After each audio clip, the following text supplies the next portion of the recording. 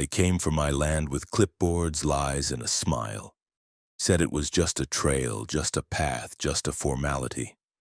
But I've buried fence posts deeper than their morals. This is my ranch, my bulls, my rules. And if the HOA wants war, well, they picked the wrong cowboy.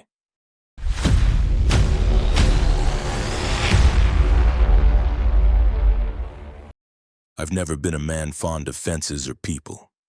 I live far enough out in West Texas where both are optional. My name's John Hendricks, and I own just under 80 acres of rugged pasture land passed down from my grandfather. Folks like to say it's out there. That's the point. I've got a pack of Texas Longhorns with more personality than half the county, a dog named Buck who thinks he's sheriff, and a house I built with my own damn hands after leaving the Army. Most days start the same. Coffee black as midnight, boots on before the sun's up, and a quiet walk through the southern pasture while my bulls stretch their legs. That patch of land, flat, open, kissed by the sunrise, is where the herd grazes every morning. It's also where I clear my head. Nothing fancy, just dirt, sky, and the low rumble of a few thousand pounds of horned meat kicking up dust. My peace. Until the surveyors showed up. It was a Wednesday, early May. I'd just let the boys out of the pen when I spotted a pair of orange vests and white hard hats poking around the far side of the southern line. One of them had a clipboard. The other was eyeballing the terrain like he owned it. They hadn't crossed my fence yet. What little of it exists out there. But they were damn close. I walked up slow, not aggressive, just curious. Buck trotted beside me like he was ready to make a citizen's arrest. "Morning," I called out. The taller one looked up, young, maybe 30, beard like a barista. "Morning, sir. Just doing some measurements." "Measurements of what exactly?" "We're with Claiborne Land Development, contracted by Silver Rock Estates HOA. This section's being evaluated for upcoming infrastructure placement." I stared at him. "You got a map?" I asked. He held up a tablet and spun it around. The screen showed some colored grid with my land conveniently sliced into future greenway access or some other bureaucratic nonsense. I pointed to the screen. "That's my damn pasture." "Oh," he said, not sounding even a little concerned. "You might want to check with your county office. Boundaries have shifted. This area's marked as transition zone." "Son," I said, keeping my tone calm, "this land's been in my family since 1927. It ain't transitioned anywhere." The clipboard guy chimed in. "You'll want to take that up with the HOA. We're just here to mark easements." I chuckled. "Easements. This ain't a condo with a pool, it's a working ranch." They mumbled something about just doing their job, and I told them politely but firmly to get the hell off my property. Buck helped escort them back toward their pickup, growling in a way that left no room for misunderstanding. Before the bearded one climbed into the truck, he said, "Sir, if there's a dispute, they'll be back with paperwork." "I've got my own paperwork," I told him. "It's called a deed. Try reading one sometime." They drove off, tires kicking up dust across the edge of my pasture, right where my bulls were sniffing curiously. That night I sat at my kitchen table with the old survey maps, my grandfather's records, and the deed copy I keep laminated in a plastic sleeve like it's the Constitution. Everything was in order, every damn inch. But I couldn't shake the feeling that this wasn't over. The next morning I added something new to my routine. Along with feeding the bulls and walking the line, I brought along a camera and a notepad. If those HOA suits wanted a fight, they were going to get one. But this time I'd come loaded with evidence and a bad attitude. A week went by without a peep from those clipboard cowboys, and I started to think maybe they'd realized their mistake. Then the letter came, thick envelope, fancy letterhead. Silver Rock Estates Homeowners Association. I could almost smell the smugness through the paper. It started off polite enough. "Dear Mr. Hendricks," then turned straight to nonsense about boundary overlap, temporary access for infrastructure expansion, and community partnership opportunities. Apparently, the southern pasture where my bulls grazed was now part of their development zone. They even included a neat little diagram showing a dotted line slicing through my property like they were cutting a birthday cake. At the bottom, the HOA president had signed his name in loopy, self-important letters. Charles Melton. He even stamped it with some kind of gold seal like that made it legal. I laughed out loud, then muttered, "Partnership, my ass," and poured myself another cup of coffee. After a moment of disbelief, I walked into my study, pulled open the old oak drawer where I keep my paperwork, and dug out my deed and property survey. I scanned them line by line. Everything was clear as day. That land was mine.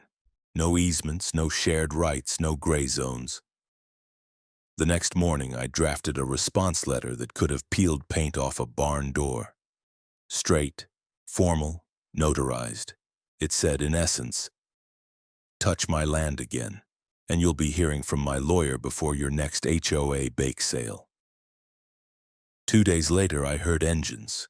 I stepped out onto my porch, coffee in hand, and froze. Down near the south end of my property, a pair of excavators sat idling, their buckets half sunk into my soil. A few men in neon vests were setting up orange cones like they were filming a damn commercial. My bulls were already there, watching them with twitching ears and lowered heads. I grabbed my hat, whistled for Buck, and got into my truck. When I pulled up, I saw 2 security guards standing by a pickup truck marked Silver Rock Estates. Both had sidearms and that look city guys get when they're trying to act tough out in the country. "A morning, gentlemen," I said, stepping out. "You lost?" The one with the shaved head squinted at me. "You John Hendricks?" "Depends who's asking." "We've got authorization to begin preliminary trenching, community drainage line." "Drainage," I repeated. "You mean you're digging through my pasture?" "Technically, this section's been reassigned to community maintenance." I stared at him. Then I looked over his shoulder at the backhoe chewing into my soil. "You got papers for that?" He reached for a clipboard, but before he could finish his sentence, one of my bulls, Old Big Blue, started walking toward them. He's enormous, weighs close to a ton, horns like a set of white crescent moons.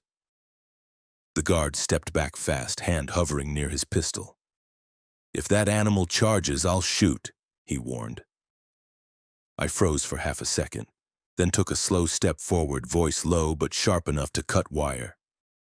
"If you raise that gun again, son, you'll be dealing with a different kind of animal. You hear me?" The guard looked uncertain now. I raised my phone, recording everything. "This is private property," I said. "You're trespassing. You and your toy trucks. Get them off my land before I call the sheriff." One of the workers muttered something about miscommunication, and the crew started backing off. The guard holstered his weapon but glared at me as he climbed into the truck. Before they left, he leaned out the window and said, "You'll regret this, cowboy." I smiled. Maybe, but not today. After they left, I spent the afternoon photographing every tire track, every broken clump of dirt. When I got back to the house, I emailed everything to a local attorney, a kid I'd met once at the feed store who handled property disputes. His name was Lucas, sharp as a nail and twice as stubborn. He replied within an hour, "They can't touch that land without a court order. Keep every scrap of evidence." That night, as I looked out from my porch toward the dark line of the southern field, I could still see the disturbed soil gleaming under the moonlight. My bulls stood guard out there, silent silhouettes in the dust. I had a feeling the next move wouldn't come on paper. It'd come with headlights. A few days after the backhoe incident, just as I started thinking maybe they were licking their wounds, she arrived. Not in a pickup or a dusty work truck like the rest, no. This one showed up in a black Range Rover with glossy windows and a license plate that read HOA boss. She stepped out in heels like she was going to court, not tromping across pasture. Blonde bob, designer sunglasses, clipboard, the full Karen loadout. I stood near the gate, arms crossed, Buck at my side, already growling low in his throat like he smelled the HOA stench radiating off her. "Mr. Hendricks," she called out with a tight smile that had the warmth of a snake sunning on a rock. "Ma'am, I'm Karen Hutchins, legal counsel for Silver Rock Estates Homeowners Association." She waved her clipboard like it was a badge. "I wanted to speak to you personally to avoid any further misunderstandings. Only misunderstanding here is someone thinking my land is their sandbox." She smiled wider like she was talking to a toddler who just dropped ice cream on his shirt. "Oh, we don't want conflict. We simply need temporary access to the southern section of your property. Just that one edge, for community beautification, pathway enhancements, native plant restoration, that sort of thing." "Sounds lovely. Do it on your own land." "Well, per municipal policy, I've read the county code, Karen. This ain't municipal. This is deeded, unrestricted, unincorporated private land, and that stretch out there is where my bulls take their morning stroll." She blinked. "Your bulls?" "They weigh about 1,500 pounds apiece and don't take kindly to pathway enhancements." She cleared her throat.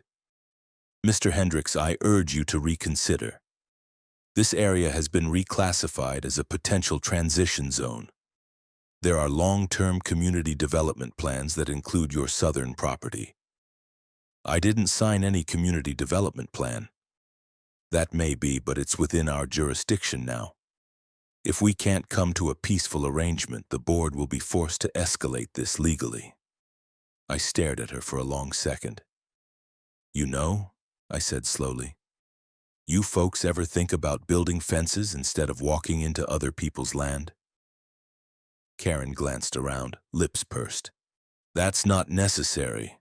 We're all part of the same community. Lady, the nearest HOA I belong to is God and the United States Constitution, and neither of them want your xeriscaped bike path cutting through my damn bulls." Karen adjusted her sunglasses and turned back toward her car, visibly annoyed but still composed. "We'll be in touch." As the Range Rover pulled away, I noticed the passenger window rolled down just long enough for her to snap a picture of my "No Trespassing" sign, probably to file in some digital folder labeled "Difficult Property Owners." I stood there for a moment thinking. This wasn't just misguided HOA overreach. This had a different smell, a more expensive one. That night I dug deeper. County records, zoning proposals, planning committee minutes, anything that had my parcel listed. Took me a few hours and a couple beers, but then I found it. A document from 6 months back marked "Private Development Proposal." The language was vague, but one phrase stood out. "Projected access corridor connecting Highway 17 to proposed private recreation complex Phase 2. I pulled up a satellite map. The line they wanted to cut, the one running straight through my southern field, connected the Silver Rock neighborhood to a cleared plot of land just outside town. That plot was tagged with a new project code. SR Elite Fairways. A goddamn golf club, private, members only, $1 million views. And I was in their way. They weren't building drainage or nature trails. They were trying to run a private road through my ranch to keep their investors happy and their club exclusive. My bulls and I were just a speed bump to pave over. I didn't sleep much that night, but I did draw up plans. Not for a counter lawsuit. Not yet. Something better. Next morning I went into town, bought out half the stock of reclaimed lumber, concrete footers and wrought iron spikes. Called in a favor from a contractor I'd helped years back when his truck got stuck in my creek bed. 2 days later, we broke ground on a new perimeter fence. But not just any fence, 12 feet tall. Custom forged ironwork, barbed vines curling across the top like thorns on a crown. Each panel was engraved with a single word: no. And right in the center of the new southern gate, we mounted a hand-welded fire-blackened steel sign. Winter is homing, not here. My bulls watched the whole thing like it was the Super Bowl. One even tried to lick the sign. Didn't matter if they got lawyers, drones, or zoning voodoo. This was my wall now, my castle. And I wasn't going down without one hell of a siege. I was sipping coffee on the porch, admiring the steel silhouette of my medieval wall when I noticed him. Skinny kid with a man bun standing on the public trail that curved a little too close to my property. Phone in hand. Angled up toward the gate, then toward the pasture, then toward my porch. Most folks around here don't film other people's fences unless they're up to something. I figured he was either with the HOA or trying to become TikTok famous for the first recorded death by bull. I set my mug down and walked down the drive. Buck trotted beside me, ears high, tail twitching. The kid saw me coming and started walking off like he hadn't just been filming like a creep in broad daylight. "Hey, String Bean," I called out. "You get that shot you needed, or you want to zoom in on my dog's teeth?" He froze. I got closer and realized I recognized him. I'd seen him around the gas station, always in hoodies, earbuds in. He looked like a college dropout trying to be ironic full-time. "You from around here?" I asked. He fidgeted. Yeah, I live with my mom, over on Tumbleweed Circle." "Silver Rock?" He nodded. "Name?" "Landon." I looked him over. "What were you filming?" He glanced down. "Nothing, just I like architecture." "Kid, unless you're writing a dissertation on middle-aged men with vengeance fences, you're lying." He sighed. "Okay, look. My mom works for the HOA. She's the treasurer. Karen asked her if I could help gather visual records of your fence in the bull pasture. Said it was for a risk mitigation report. They gave me gas money and a Starbucks card." I stared. He added sheepishly, "It was a big card." I crossed my arms. "So what did they want?" "Photos. Timelines. Basically, they're trying to document that your bulls are aggressive and the fence is a safety hazard. If they can make the case that you're creating a public nuisance or endangering residents, they can push for emergency access rights." I let that sink in for a second. "Karen knows that's bullshit. You know that's bullshit." "Yeah," he muttered. "That's why I'm telling you." Landon shifted from foot to foot. "Look, I didn't sign anything. But my mom told me they're rushing this because they're in talks with some investors tied to a private golf club. That road they want to build? It's worth millions. They already gave Karen and Melton bonuses under the table to close the deal this summer. Your pasture's in the way." I stared at him, silent. Then he reached into his backpack and pulled out a flash drive. I copied the folder from my mom's work laptop. It's got emails, planning docs, even the fake environmental impact assessment Karen commissioned to shut down your pasture. He handed it to me like it was radioactive. "They don't know I took it," he added. "You realize what happens if they find out?" He nodded. "They'll ruin my mom. But I think she's in too deep already." I nodded slowly. "All right. From this point on, you talk to me through encrypted email. No more trail walks, no more cameras, and if they ask why you stopped spying, tell them I caught you skinny dipping in the creek and threatened to post it on next door." He cracked a grin. That might actually work. That night, I plugged the flash drive into my old laptop and sifted through the digital rot. There it was, a full dossier. Email threads between Karen and Melton discussing strategic occupation of pasture zone. Mock-ups of the future road carved right through my property. and a memo titled "So to minimize hostile owner visibility." That part was underlined. They called me hostile. That was cute. There were maps, invoices from a private architecture firm, and one PowerPoint slide that actually said Phase 3, demolition of livestock fencing. I stared at the screen until my jaw locked. Next morning I got to work. I didn't just reinforce the Game of Thrones wall. I added 3 motion-triggered spotlights, a fake turret made from an old grain silo, and a weatherproof speaker system that blasted Ride of the Valkyries anytime someone crossed the invisible tripwire. Then I posted a video. It opened with Buck sitting next to a sign that said HOA Free Zone. Then a slow pan across the iron fence, the custom engraving, the bulls walking in formation like they were on parade. Caption: when HOA tries to run a golf road through your bull's living room, Texas Castle no means no, HOA overreach. The video exploded, over 1 million views in 48 hours. The comments were everything I hoped for. I don't even like cows, but I'd die for that fence. That's not a man, that's a legend. Karen just got medievaled. The HOA tried to respond with a statement about community disruption, but it got ratioed into the ground. Landon messaged me. They're panicking. They're calling emergency board meetings. Melton's talking about getting the county involved fast. I typed back, let them.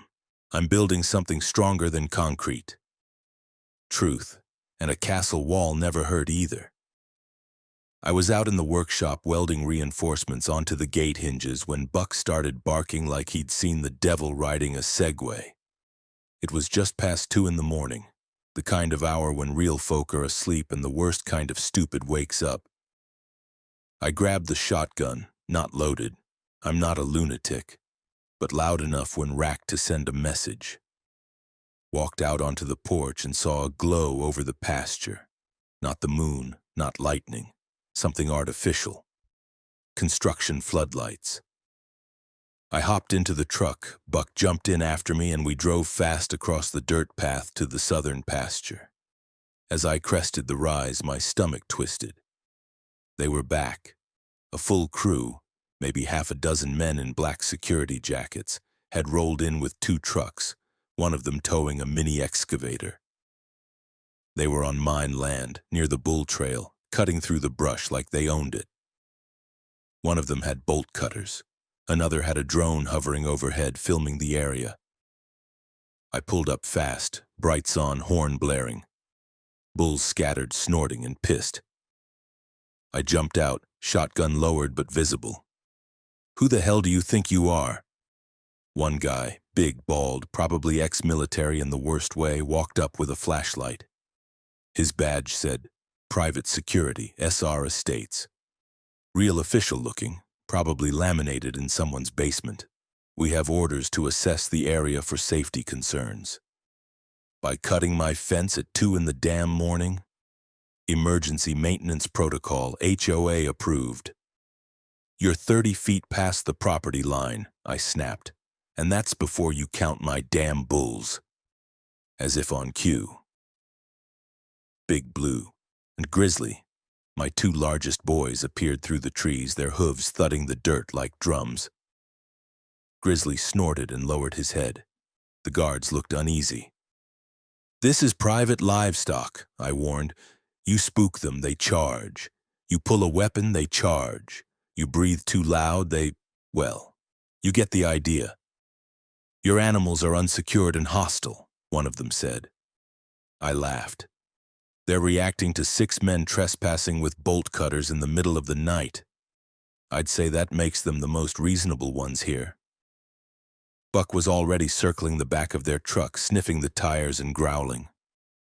The drone buzzed a little too close until I raised the butt of the shotgun and smacked it out of the sky like a baseball. Oops. That got their attention. You just damaged HOA property. I grinned. You just broke into a man's ranch. They started to pull back, mumbling into radios. One of them turned and saw Big Blue pacing behind him like a slow-moving tank. "This isn't over," the bald one hissed. "You've crossed a line." "Good," I said. "Means I'm on the other side of it."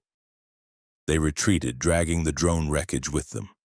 I caught most of it on my phone, which I later uploaded with the caption, "HOA attempts 2 a.m. siege, repelled by bulls in Texas." TikTok lit up again. 10 million views in 2 days. People started stitching it with Game of Thrones music, calling me the rancher who wouldn't bend. A lawyer in Dallas made a reaction video explaining how everything the HOA did violated at least 3 property laws. He ended it with, sue them into the next century." So I did. That same week I met with Lucas in town. We sat at the old diner over bad coffee and better pie and laid it out. Illegal trespass, property destruction, livestock endangerment, surveillance without consent, and harassment. But the golden ticket was the flash drive Landon gave me. "We lead with fraud," Lucas said. "Undisclosed financial interests, forged zoning language, fake environmental reports, private enrichment from public authority. This isn't just a civil case anymore." "You think it'll hold in court?" "Hell yes. This isn't a zoning dispute, John. It's organized corporate abuse wrapped in a suburban sweater vest." He smiled, then slid the thick file folder across the table. "You want the hammer?" I looked down. The title, Hendricks vs. Silver Rock Estates, HOA et al. "Damn right," I said. "Let's bring it down." The courthouse was one of those old brick buildings with too much history and not enough AC. Inside, it smelled like old paper and cheap aftershave and felt like a pressure cooker 2 seconds from blowing. I showed up in jeans and a clean shirt, tucked in for once. Lucas told me not to wear a cowboy hat because it sends the wrong message. I wore my boots anyway. Across the aisle sat the opposition, Karen in a navy blue pantsuit with pearls big enough to choke on, HOA President Charles Melton with his lawyer tan and perfectly shellacked hair, and their smug, overpaid legal team. 3 suits, 1 paralegal, and a guy who kept adjusting his tie like it was choking him. I hoped it was. The courtroom was full, mostly locals, curious neighbors, 1 or 2 reporters, and a couple folks from the county planning office who looked very uncomfortable to be there. The bailiff called order and the judge entered. His name was Honorable Judge Milton Garvey, retired Marine, known for one-liners and 0 patience. Lucas opened strong. He painted the picture clean. A private landowner being harassed, trespassed upon, and threatened by a rogue HOA acting outside its authority. He laid out our evidence like a poker hand with 4 aces. Video of the trespassing, the fake safety inspection, the nighttime invasion, and the flash drive full of internal emails and financial documents. The courtroom got real quiet when Lucas read aloud an email from Karen to Melton. "If we can get Hendricks to fold, the road can be paved before Q4. The investor package goes out 2 weeks later." Then he pulled up a slide titled, Phase 3, Removal of Hostile Livestock Elements. You could hear a damn pin drop. The HOA's side looked rattled, but their lead attorney and some Harvard slick bastard named Reed got up and tried to sound calm. He argued that my fence was an unauthorized barrier that violated community aesthetics. He claimed the bulls posed a safety risk. He said my property was part of a planned expansion corridor listed in a county development map. Then he made the mistake of referencing the environmental report claiming cattle waste was contaminating the area. That's when Lucas really went for the jugular. He brought in a surprise witness, a former environmental consultant who'd worked briefly for Silver Rock, then quit when asked to adjust findings. She testified under oath that the report was fabricated. Then came Landon, cleaned up, nervous but solid. He admitted to being recruited as a scout by HOA leadership under pressure from his mom. Then he dropped the bomb. He'd heard Melton explicitly say that, with that landlocked rancher gone, we can finally finish the golf club deal. Karen turned pale. Melton flushed red. Reed objected, tried to claim hearsay, but the judge shut him down with a wave. The kid's under oath. Sit down. The last witness was me.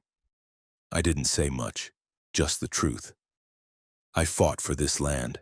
I've bled on it. I've buried family here. These bulls are my livelihood and my peace. I don't take kindly to thieves in suits pretending to be neighbors. Lucas closed with a damn mic drop. This is not about drainage, Judge. It's about greed. A group of people tried to turn a man's home into a shortcut for the elite. Paved with lies, bought with silence. But John Hendricks didn't roll over. He stood his ground. And now, Your Honor, it's your turn to draw the line. Judge Garvey didn't waste time. He banged the gavel once, hard. The court finds in favor of Mr. Hendricks. The HOA, Karen Hutchins, Charles Melton, and associated security personnel are hereby found liable for trespass, harassment, fraud, and attempted coercion. He read off the penalties like a shopping list. HOA to pay $1,050,000 in damages and legal fees. Karen to be referred to the state bar for ethics violations and temporarily suspended from legal practice.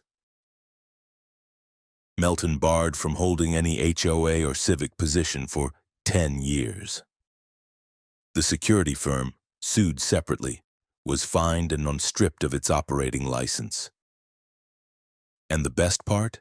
Judge Garvey ordered that any attempt to rezone or pave through my land would require express written permission, signed and notarized by me in person, or the entire Silver Rock board would be in contempt of court. Karen didn't say a word as she left. Melton tried to whisper something to the press. Lucas just smiled and patted me on the back. You didn't just win, he said. You nuked him. I walked out of that courthouse with my boots covered in dust and my name officially etched into case law. Felt damn good. The check cleared 3 days later. $1,050,000 wired into my bank account like a lightning strike made of justice and spite. Lucas called to confirm the transfer, and for the first time in months I leaned back in my chair and actually exhaled. I didn't blow it all at once. Not my style, but I did make a list. First item, finish the wall. I hired a crew. Same guys who'd helped with the first phase. Welders, fabricators, a retired blacksmith with arthritis and an attitude. We built out the southern perimeter another 100 feet, reinforced every post, and installed solar-powered floodlights that glowed red at night just for the drama. In the middle, where the HOA once tried to bulldoze their precious path, I commissioned something special. A bronze statue of Big Blue. Standing tall with his horns up, eyes locked forward. A plaque at the base read, "He protected what was his, so did I." Behind him stood the original gate, repainted and sealed. Above it in bold steel letters, "Winter is homing, not here." I held a little dedication ceremony. Nothing formal. Just a grill, some brisket, a cooler full of Lone Stars, and a bunch of folks from town who'd followed the story. Even the sheriff showed up, tipped his hat, and said, "Hell of a way to make a point, John." The video from that day hit TikTok again, went viral twice. Someone dubbed the footage over with the Lord of the Rings soundtrack and labeled me the last rancher. I didn't mind. Beats being called hostile livestock element. As for Landon, he got his own reward. I set up a trust in his name. Told him if he stayed in school and finished his degree, law, journalism, whatever, the fund would cover it. He broke down when I told him. Said he felt like crap for spying in the beginning. You made it right, I told him. That counts for more than most people manage. Karen disappeared from town not long after the ruling. Word is she's somewhere in Arizona, working remote legal support jobs and trying to scrub her name off Google. Good luck with that. Melton sold his house, got roasted in a local paper, and now apparently teaches strategic leadership in a business seminar that no one attends. The HOA? Still around, technically. But after the court ruling, they lost most of their funding and half the board resigned. These days, their community events include potlucks and passive-aggressive newsletters that no one reads. One afternoon, I caught a former board member, the one who once tried to justify the trespassing, parked outside my gate staring at the statue. He looked like he wanted to say something. I walked up slow, didn't say a word. After a pause, he mumbled, "We got carried away." I nodded. "Yeah, you did." He opened his mouth again, then stopped. I handed him a small wooden sign, the kind you'd hang in a bathroom, maybe. It read, "This bull forgives. Once." He chuckled, held it like it was sacred, and drove off. That evening, I stood by the wall, watching the sun dip behind the hills, red light bouncing off bronze horns and cold steel. Buck sat beside me, tail thumping slow. For the first time in a long while, the pasture was quiet. Peaceful. No engines, no clipboards, no HOA. Just me, my land, and the bulls. And that, my friend, is exactly how I like it.